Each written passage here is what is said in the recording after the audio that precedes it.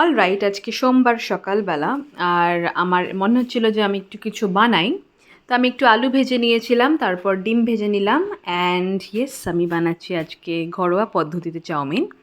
তো আমি এই চাউমিন আগে থেকে সেদ্ধ করে এটাকে পুরোটা দিয়ে আলু, ডিম ভাজা এগুলোকে একসাথে মিক্স করে নেব। অ্যান্ড দেন হরি কেম। তো হরির এই চাউমিনটা খুব একটা ভালো মনে হয়নি, আর মনে হয়েছে যেন এটা ভীষণই শুকনো শুকনো খেতে হয়েছে।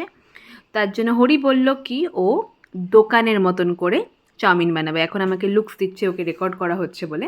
তো আপনারা যদি ভাবেন দোকানের মতন করে কি করে ও চাউমিন বানাবে, তাহলে একটু ওয়েট করুন, এক্ষুনি দেখতে পাবেন। ঠিক।